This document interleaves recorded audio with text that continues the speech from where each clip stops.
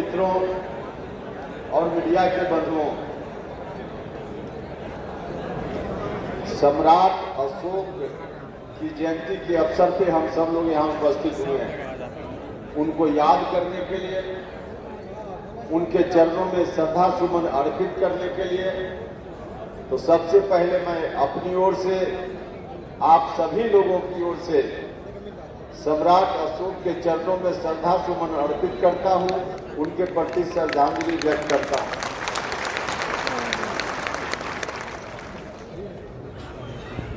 मित्रों, इस तरह के कार्यक्रम की नितांत आवश्यकता होती है, क्योंकि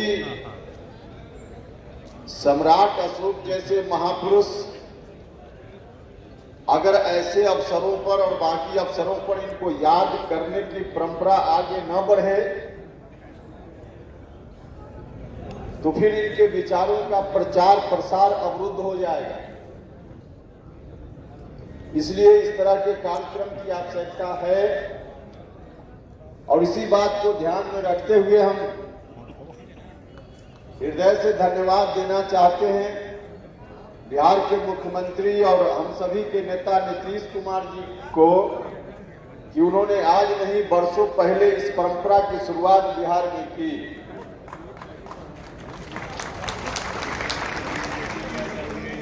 भाइयों और मित्रों,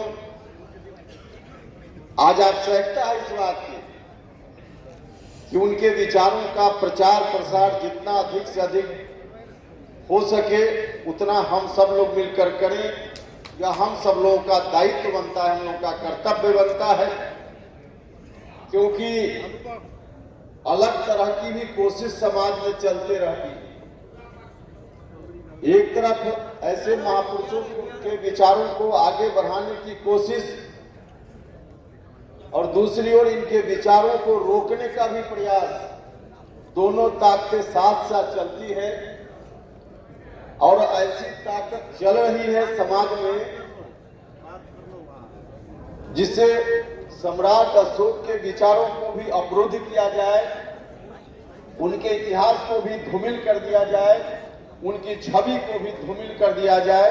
यह प्रयास भी साथ साथ चलता रहता है।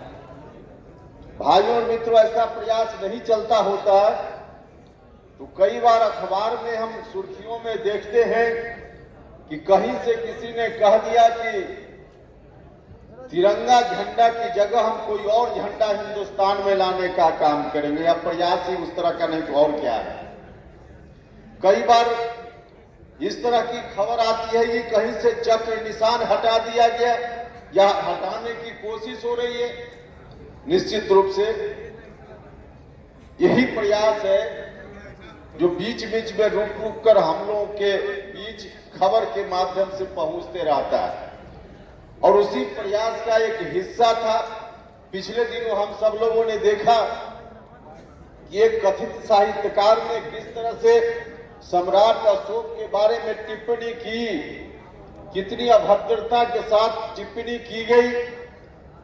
कहा गया कि सम्राट अशोक औरंगजेब की तरह थे। भाइयों और मित्रों, सम्राट अशोक की तुलना औरंगजेब से कोई भी व्यक्ति कर रहा है, उसकी मंशा तो समझा जा सकता है, लेकिन उस व्यक्ति को कहीं से पुरस्कृत किया गया और पुरस्कार देकर आखिर क्या मैसेज समाज में देने की कोशिश हुई। हम सब लोगों ने इसीलिए जब उस समय इस तरह की टिप्पणी आई सम्राट अशोक के बारे में, तो हम इस मंच से अपने राष्ट्रीय अध्यक्ष जी का भी धन्यवाद करना चाहते हैं, जिन्होंने प्रतिकार में पहला हाथ उठाया और हम सब लोगों ने मिलकर प्रतिकार किया। लेकिन जो प्रतिकार हमने किया है, हमको इस बात की खुशी है कि चाहे मन से हो बेमन से हो, लगभग तमाम राजनीतिक दल के लोगों ने बाद में कहा कि निश्चित रूप से उस कथित साहित्यकार की कोशिश जायज नहीं थी। एक पॉलिटिकल पार्टी के साथियों ने तो यहां तक कहा कि अक्षम्य अपराध था। अखबार में खबर छपी, अक्षम्य अपराध था।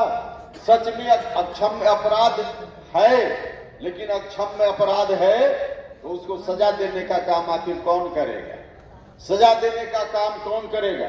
हम लोगों ने तो उसी वक्त मांग की, और सिर्फ मांग अखबार में बयान देकर नहीं की, हम लोगों ने कार्यक्रम भी चलाया।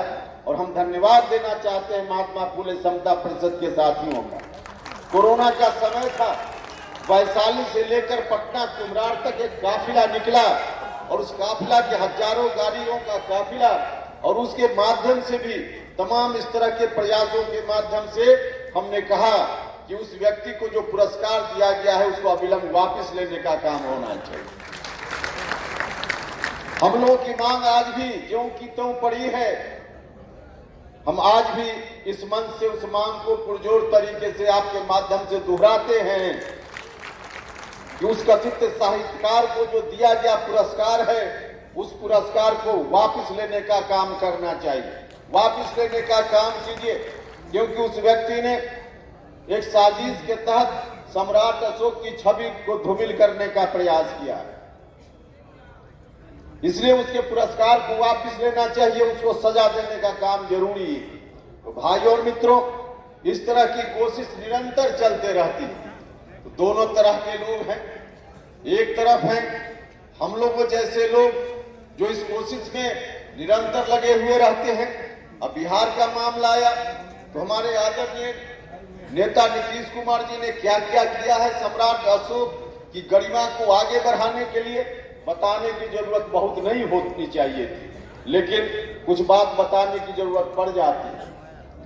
कल ही कहीं हमने देखा कि किसी नेता ने दावा किया कि जो सार्वजनिक रूप से अवकाश की घोषणा बिहार सरकार ने की, उसमें किसी दल विशेष ने विशेष प्रयास किया, इसके चलते अवकाश की घोषणा माननीय मुख्यमंत्री जी ने की।